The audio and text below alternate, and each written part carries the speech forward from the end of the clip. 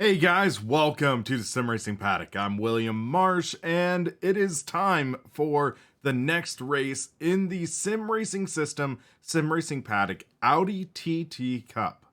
So, this is week 5 of the championship, and after a up and down season so far, we have found ourselves in a pretty good position this season. And let's sabotage it by also testing out some new hardware while we are racing in a championship. So, for this live stream, we are actually going to be testing out a new upcoming 3D printed button box that is said to be retailing for under $100.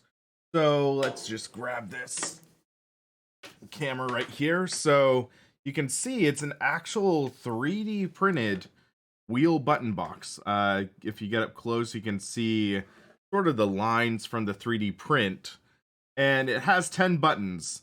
6 of them are these dome style that actually have a good click to them, but 4 of them are these interesting little buttons that have a kind of unsatisfying feel to them.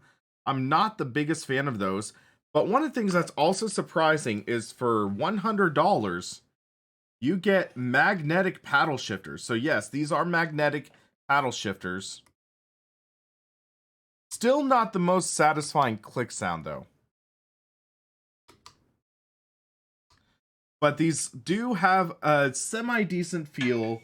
Granted, this is a prototype that I was sent to for my impressions, so this is not like a final model or something like that, but this is like a concept model, and there are some things I'd like to see different on this. There are some things that I think are actually pretty good. So, yeah, I mean, the paddle shifters leave a bit to be desired, but also consider most other magnetic paddle shifters are worth more than the cost of this entire wheel button box. So that's interesting to think about. And yeah, so I have this mounted with my Fanatic, or not, yeah, my Fanatic Forza Motorsport 320 millimeter rim, and it's mounted onto the SimiCube 2 Pro.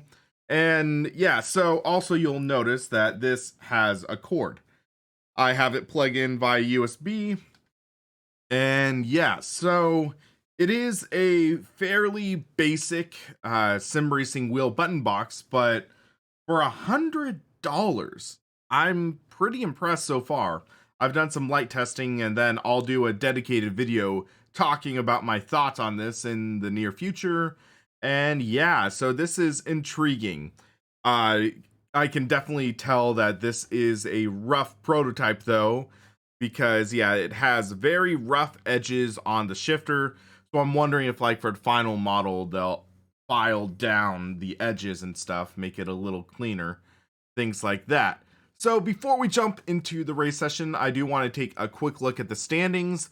So as of right now, if we go into the Audi TT Cup Championship, Andrei Kirilov is in the lead, John Crane in second, and I'm in third, just a mere 7 points ahead of Adam Beard. So we definitely need to focus on trying to get a good run in this championship. We need to try to focus on fighting to try to keep a podium spot in this championship. So this week's race is Red Bull Ring, and then the final race of the season is going to be Laguna Seca.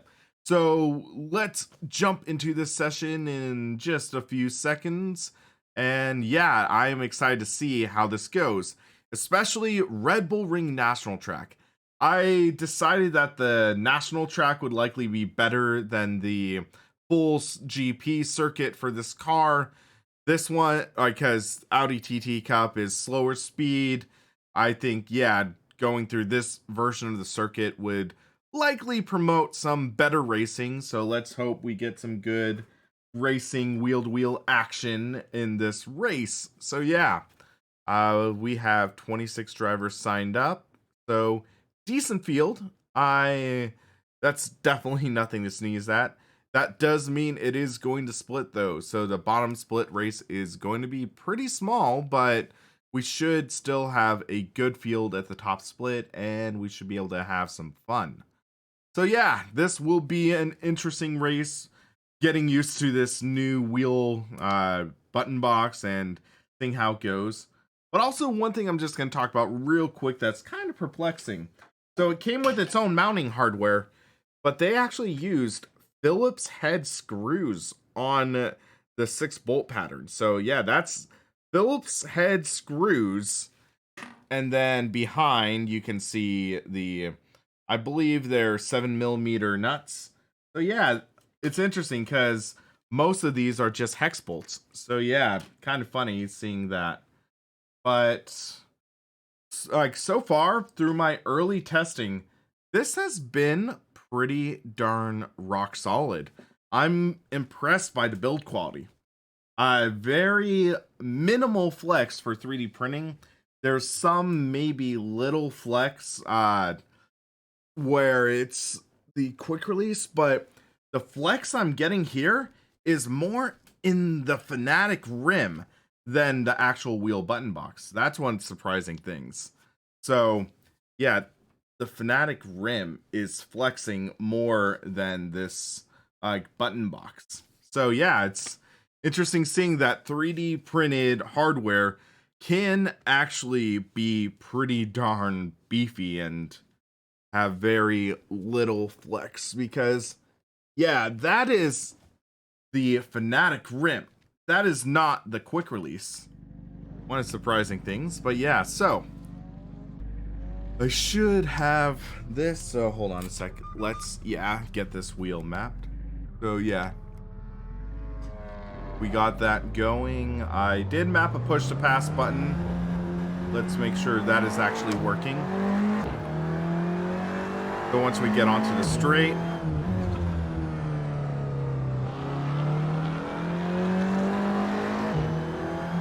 and we're getting that shadow glitch we had last week.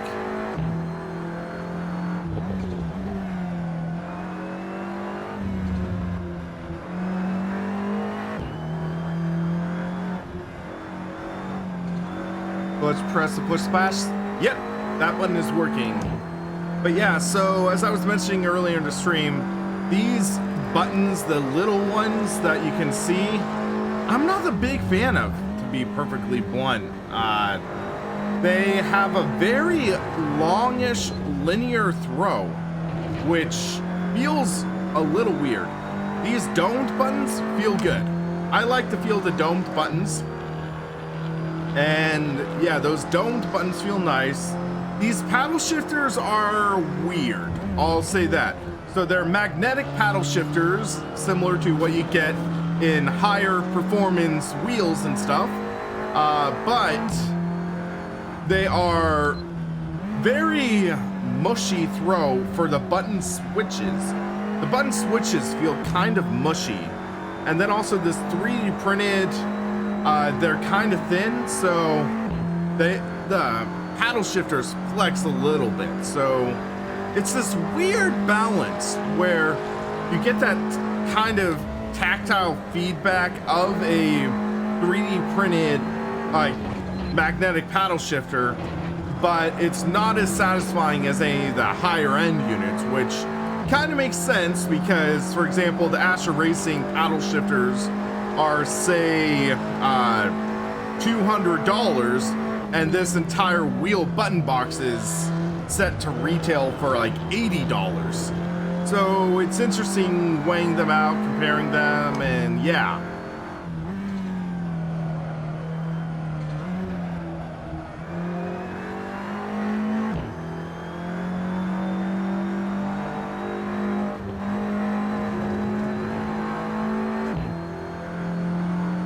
I mean, all things considered, this is a decent wheel button box.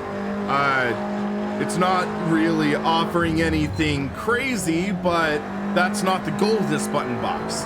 It's not meant to add something gimmicky for, say, like a wireless wheel or analog paddles or something like that. It's meant to be a wheel button box that retails for under $100. So I'm trying to look at it from that perspective. And I think, yeah, there's some things I would change a little bit. So like the button layout on this. The button layout is it's good, but it almost conflicts with this rim. It almost has a conflict where the side spokes of the rim would interfere with these far out buttons. So yeah, if they were moved in a little bit, that would be maybe a little better for like universal use. But I mean, all things considered, this is working out. So let's do a quick qualifying run.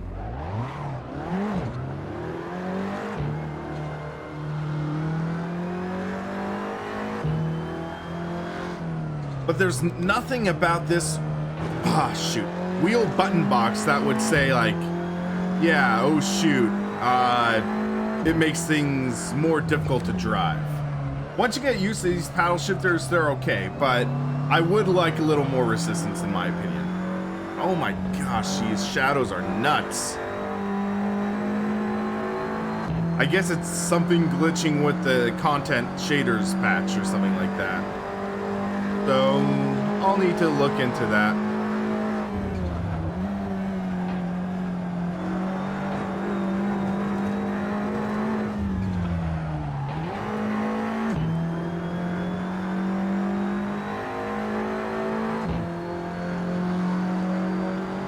All right. Let's see what we can do for this lap.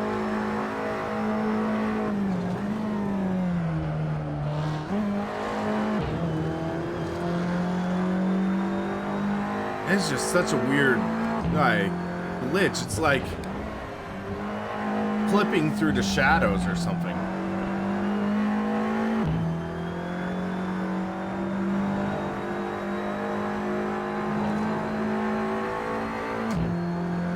But yeah, one of the things I'm also noticing is this is significantly lighter than, say, like the Assetto Racing, due to this being 3D printed and stuff. So yeah, getting the feeling of the car a little more pronounced, even with the same force feedback effects.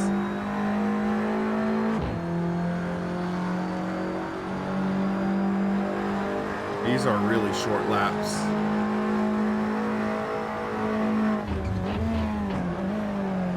Yeah, I underbroke there.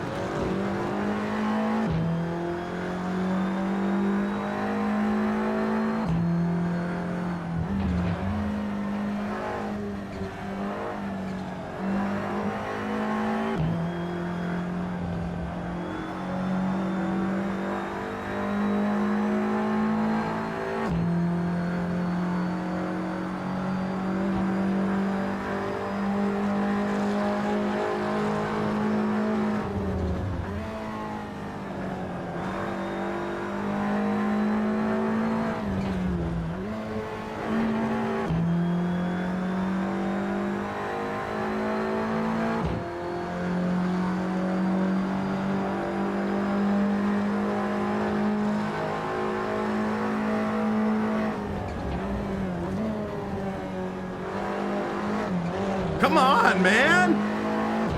Well, that just botched my lap.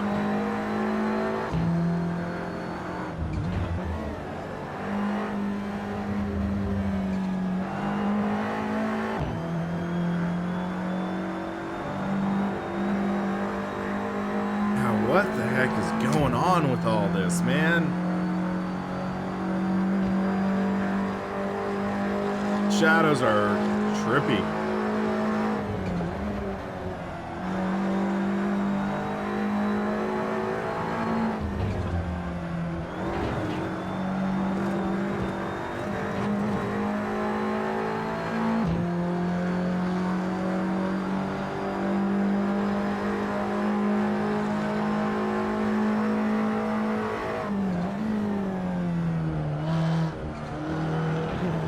Too wide there. Dang it.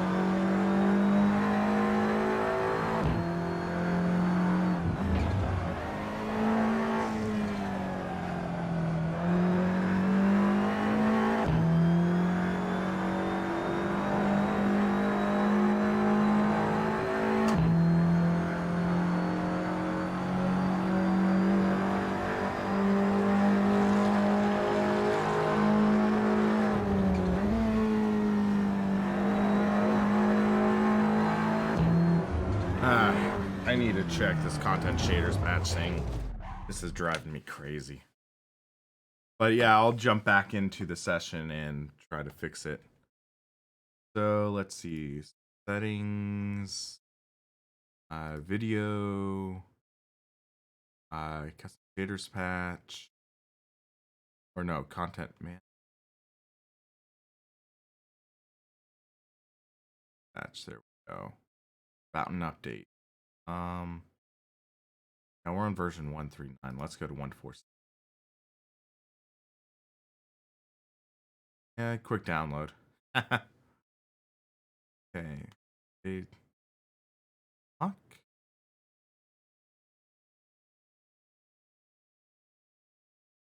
Okay, so let's do that. Join. Let's hope that's a little better. Fingers crossed, guys. Fingers crossed. But yeah, that just was like throwing you off. I'll put it that way. Throwing me off. One of the things I do wish with this wheel button box was it had a coiled cord. This one just has a totally straight cord. So yeah. But I mean, once I just tune in to the track and everything, it feels fine. Oh, that is so much better. Okay, so yeah.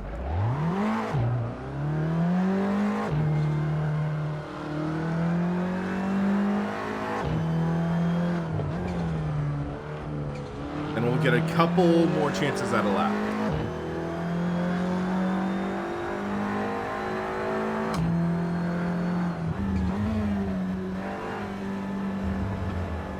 Just realized my tank's overfilled, but nothing I can really do right now.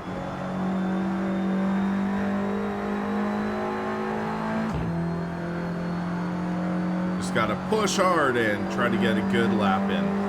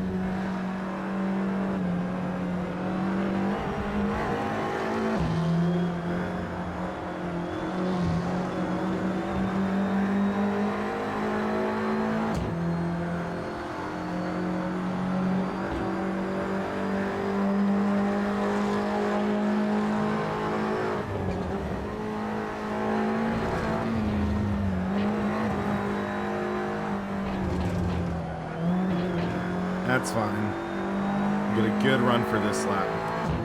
And then we'll have 2 shots at a decent lap, hopefully.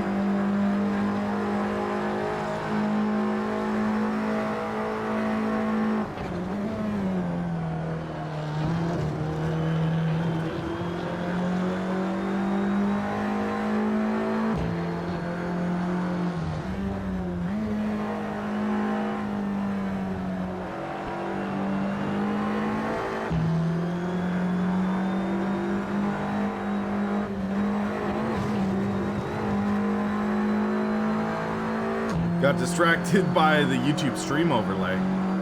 Okay, so I'm just gonna go all out next lap. I need to give myself a gap behind this guy.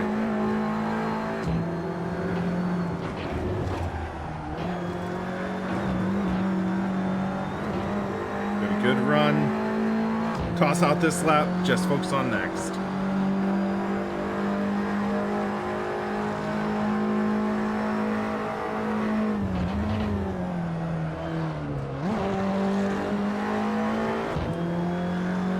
That was not a good first corner.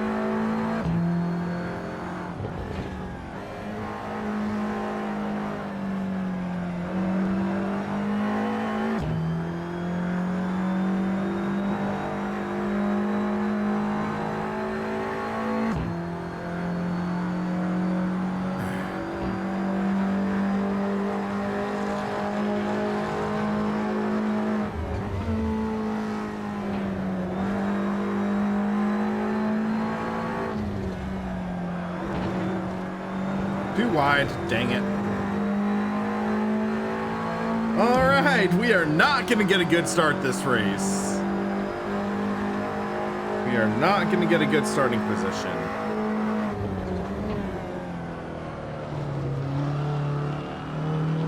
Whew, this is going to suck.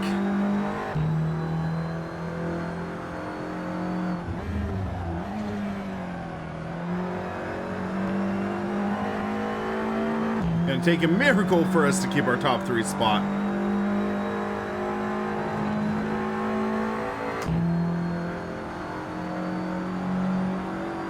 But on the bright side, this looks so much better now that we're not getting the like crazy dancing shadows.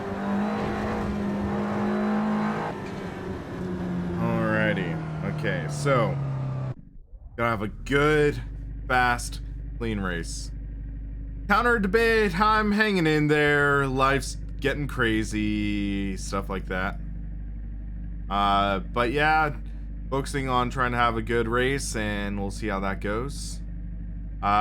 We are starting outside the top 10, so I'm a little nervous about that. But hey, yeah, it makes more opportunities for passing.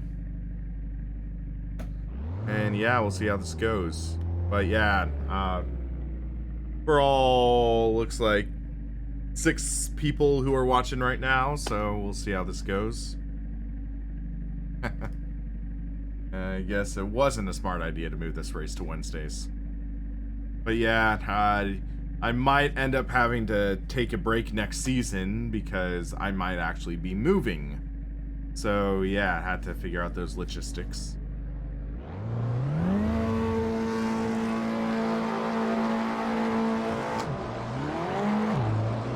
Guy ahead of me jumped, somehow I didn't.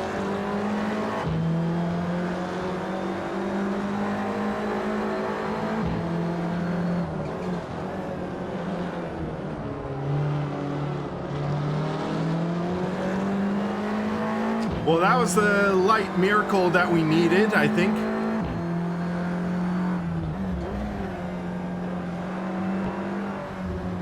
And then guy ahead of me, he'll have to pit, I think. I'm just wondering how I didn't get knocked for jumping the start there.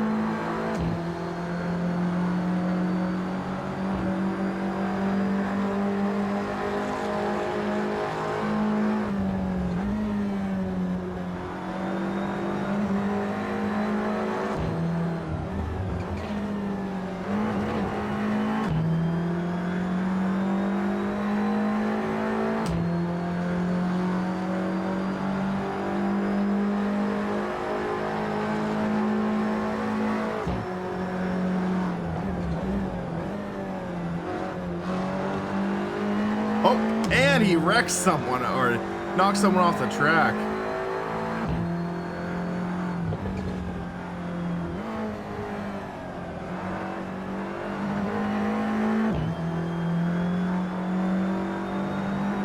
Yeah, somehow I went from 14th to 8th in 1 lap. I mean, yeesh. I'll take it.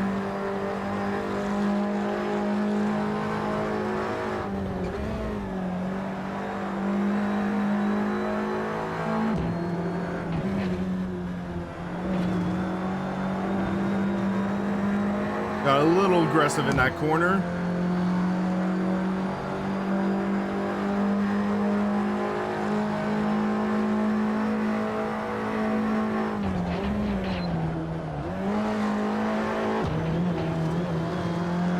Not get a good run there.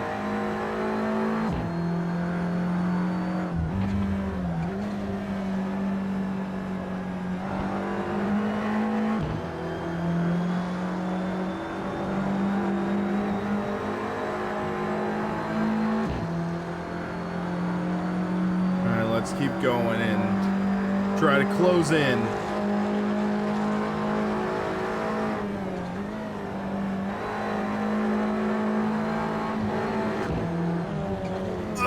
I couldn't.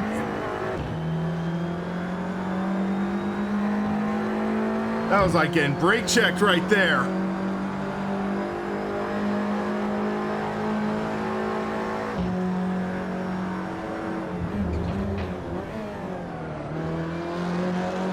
Get on the inside. There.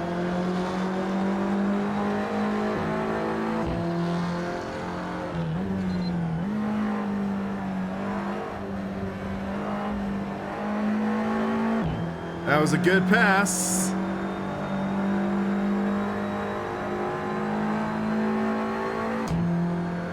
We're up to 7th.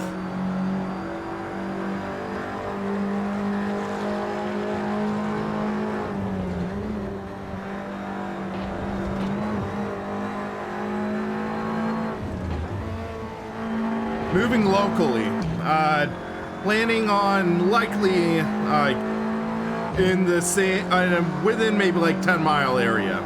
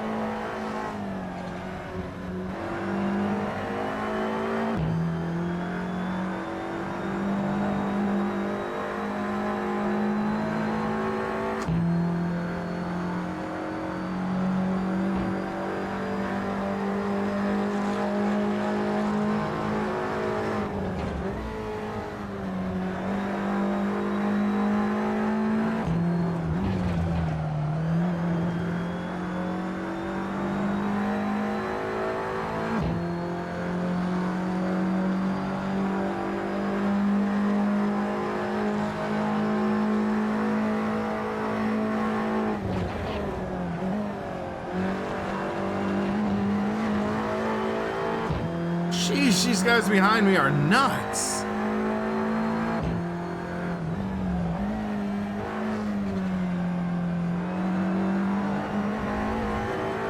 How are they closing so fast? I mean, yeah.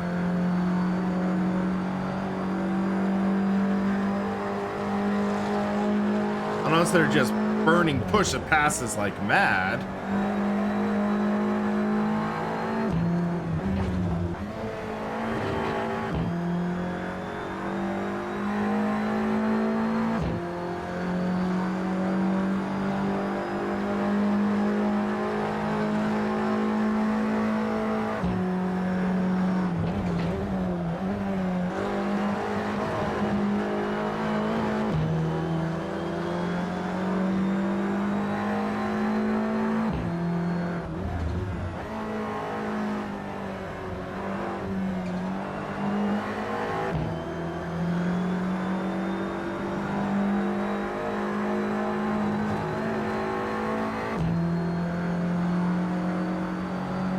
This doesn't really make sense how they're just driving away so... I mean, I know they're like driving off the track and everything.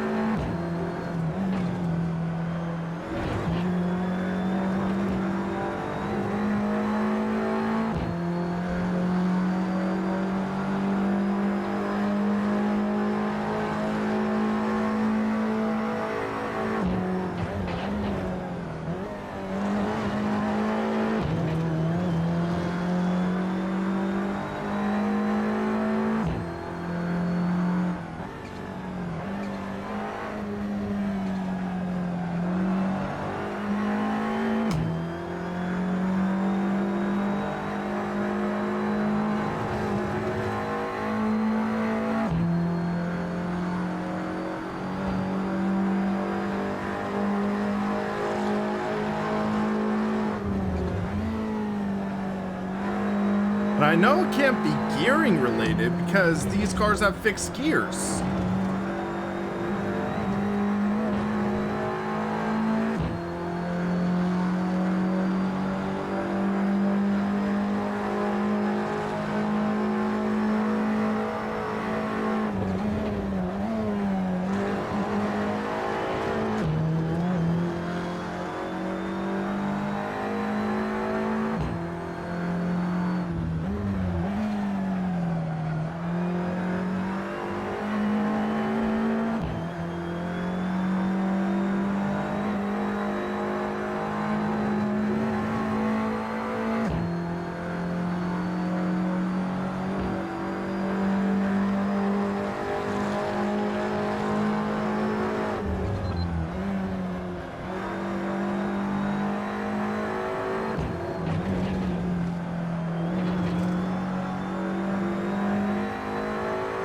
Trying to get him.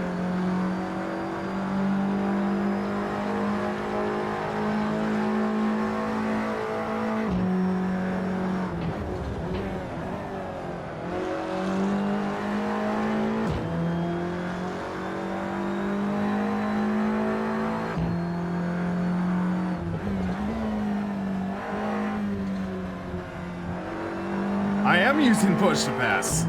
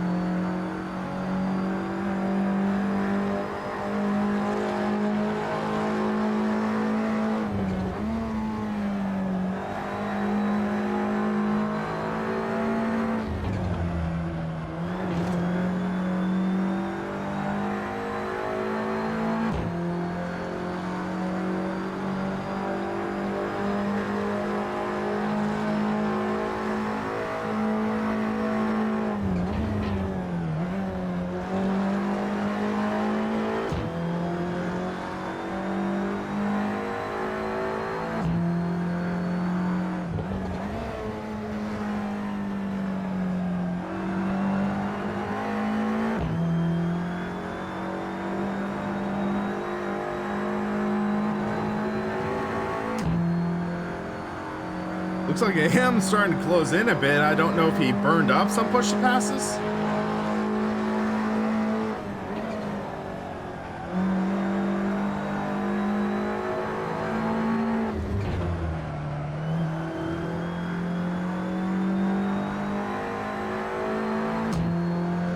Yeah, we have 9 minutes to go in this race too, so yeah.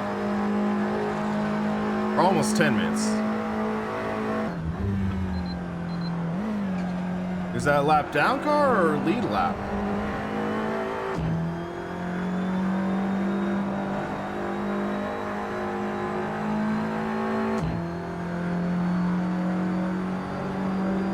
Yellow car's falling behind.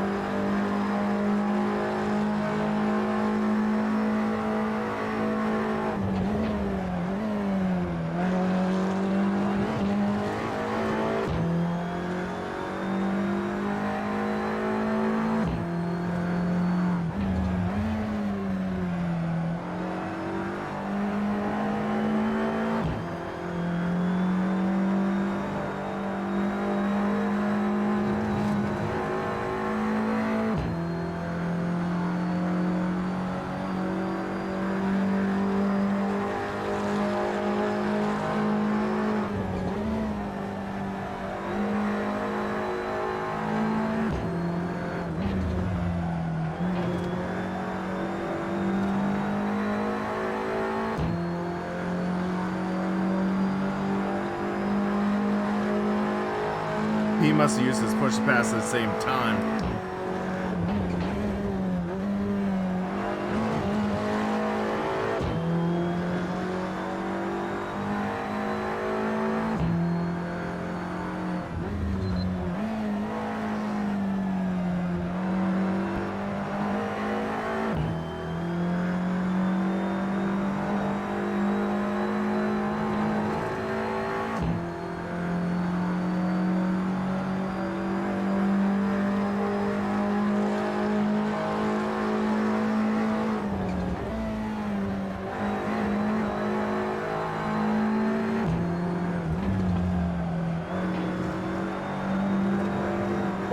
Whoa, we got loose there. A little terrifying.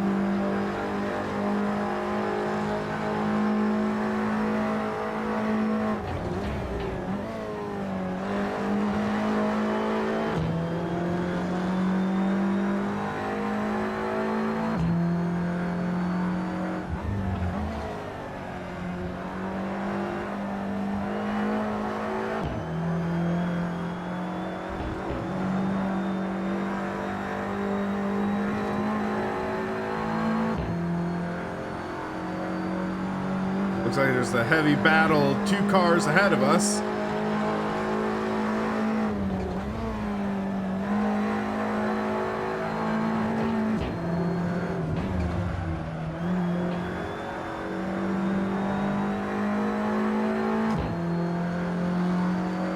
This could get ugly ahead of us. Looks like there's contact.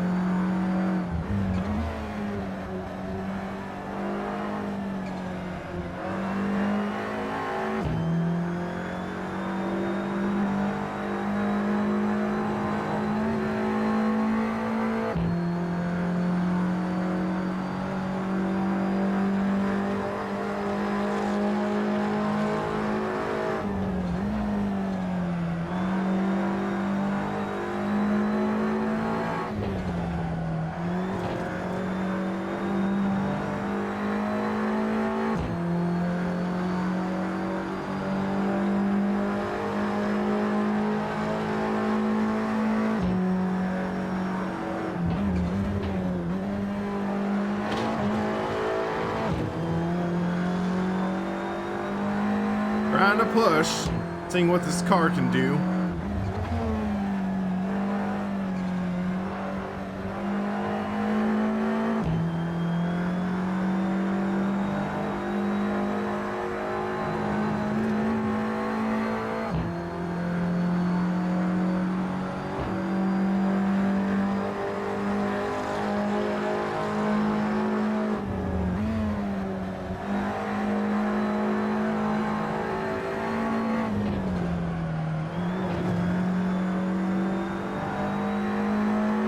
Save my last push to pass for a little while. 1.4 back.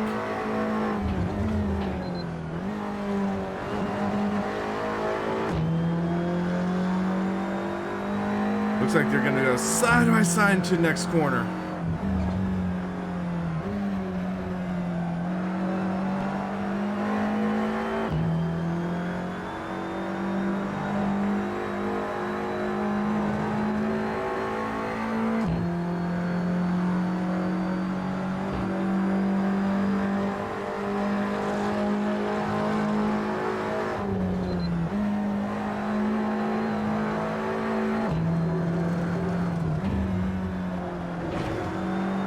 Oh, I got really aggressive there.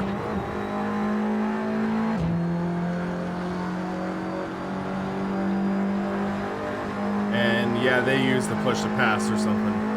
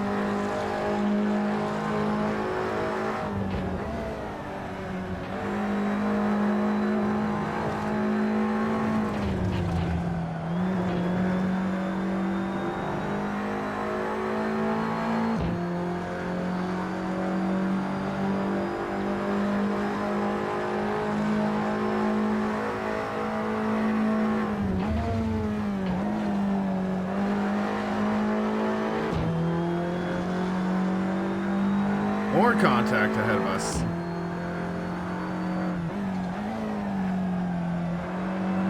Someone got spun around. Might have been that yellow car that was driving like a maniac. That might put us up to 6th.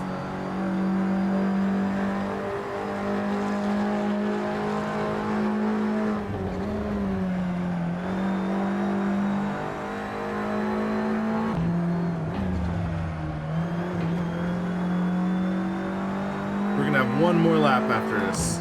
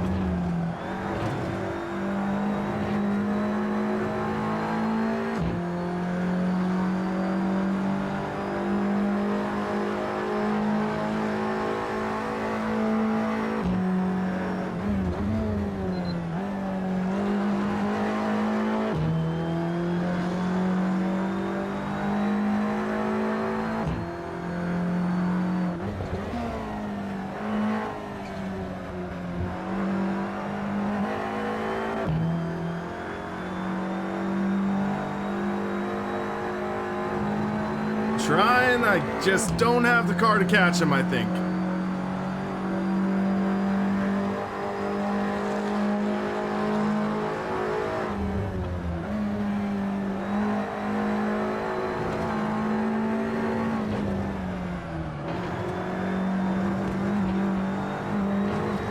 But hey, started 14th place. We are gonna come home in 6th. I will gladly take that. Oh my goodness.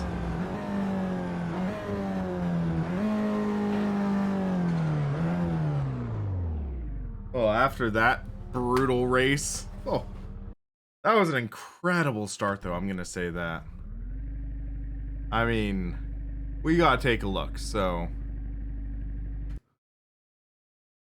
we'll hop out of here and let's go into replay. Because that start was really, really what set us up for a good finish. Except I don't have the saved replay for the full race, I just realized, I think. But I'm curious what happened to that other car that got spun around. So we'll at least check that out.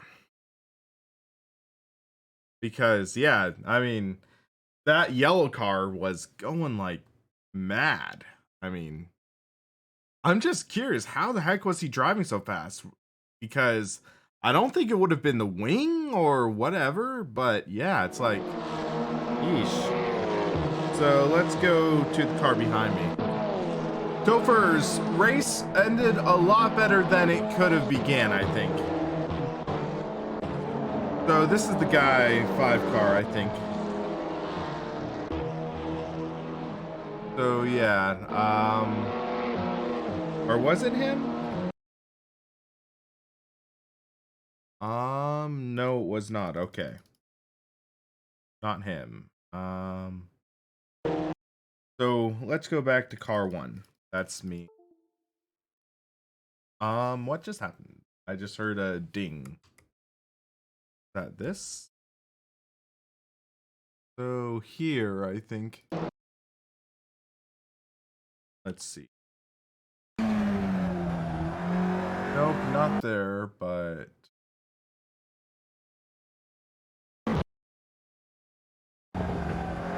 yeah, okay. So there's that car facing the wrong way.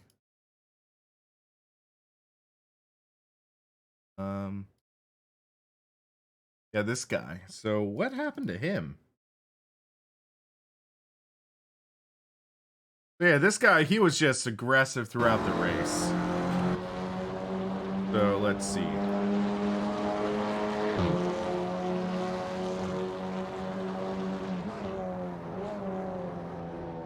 We got a good crossover there. The other guy went wide, so he gets a good run. Okay, there's no contact there, but he tries going for 2 for price of 1, and the other guy crosses over, he goes down. So that's a tricky situation, but yeah, this guy, he clearly got the worst of it. So yeah, and that was free spot for us, but it's a tricky situation. So let's see. He had the run. This guy, he was in the middle, less than an ideal position, but is that a contact there? He knocks this guy wide, then he goes wide himself, and then this is an ugly racing deal. This is an ugly racing deal. This is like those ones you never want to see, because it's like it is incredibly difficult to try to put anyone at fault there, because yeah, so this guy, he dives in, he misses the apex, so he outbrakes this guy, I think, and then he overshoots the corner because of that. This guy, he's going underneath, and consider this is 2 laps to go. This guy tries to slam the door, but he's already there, so it's like, who's at fault? Let me know your thoughts, but yeah, that's an ugly way for this guy, like, to kind of end his race or something. But yeah, I mean, so let's take a look at the damage of this race. So This race I was a little nervous about, like, I'll be honest, because I didn't do great in it. Uh the qualifying, I was way down. So yeah, if you look here, so I qualified 6th place. Or not 6th. I qualified all the way down in 14th. So it started 14th. In one lap, I gained 6 spots. And then I gained up to 6th, and then dropped down to 7th, and then up to 6th because of that final incident that we took a look at. But yeah, what's nice though is no incident points. That is going to be very nice for us. So, also Adam Beard, he did not race this week, did he? That's going to be interesting for us. John Crane, he's second in the championship going into this race. He finished 8th. So that's 4-point difference. So he should still be in second, I believe. So let's take a look and jump to the standings. John Crane still in second place. 2 points separate second and third. I am 2 points behind him in third. And yeah, Adam Beard, since he missed this race, he dropped all the way down to 6th. And Nico Molika jumped into 4th. So next week, Laguna Seca, you're going to want to check it out. 2 points separate us. Andre, he's run away with basically the championship, so I don't think we're going to catch him. But yeah, so will I overtake John for the championship second spot on podium? We will find out next week. But until then, guys, for the Sim Racing Paddock, I'm William Marsh, and thanks for watching.